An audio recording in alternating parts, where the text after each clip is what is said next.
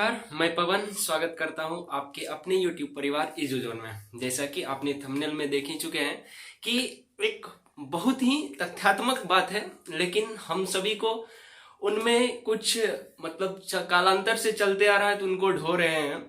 बात यह है कि अगर बिल्ली रास्ता काट दे तो हमें रुकना चाहिए या चलते रहना चाहिए। देखिए, अगर इन बात को हम बेहतरीन तरीके से समझना चाहे तो हमें एक कहानी को समझना होगा, जो कि एक कहानी आप सभी भी जानते ही होंगे, और नहीं भी जानते हैं तो हम आपको बता देते हैं। ये कहानी है एक सेठ जी की, जो सेठ जी अपने परिवार के संग एक गांव में रहा करते थे।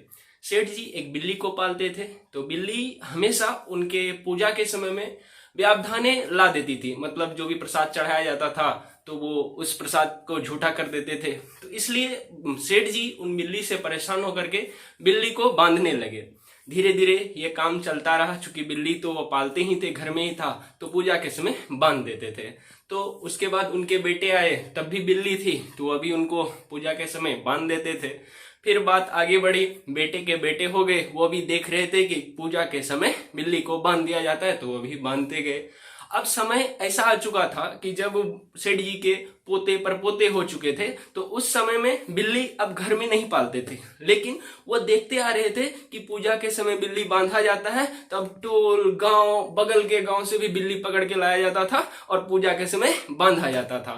तो ये कहानी चलती आ रही थी। इसका मतलब ये है कि हम जो देखते आ रहे हैं उनके पीछे का लॉजिक हमें पता नहीं होता है, उन्हीं को हम कंटिन्यू कर देते हैं। तो कहीं ना कहीं ये गलत है।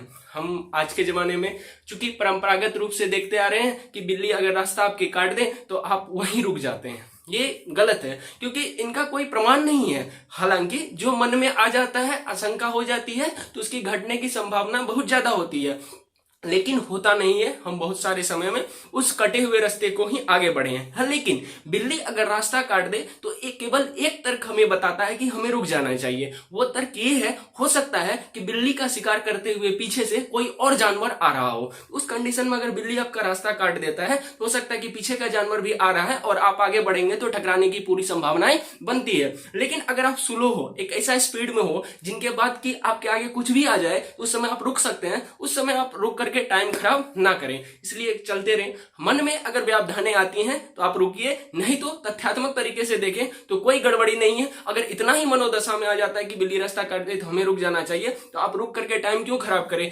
आगे के रास्ते में आप पूरा कॉन्शियस हो जाइए, ताकि होने वाली बिल्ली के काटने या बिल्ली के ना काटने से भी होने वाली खतरा टल सके। धन्यवाद।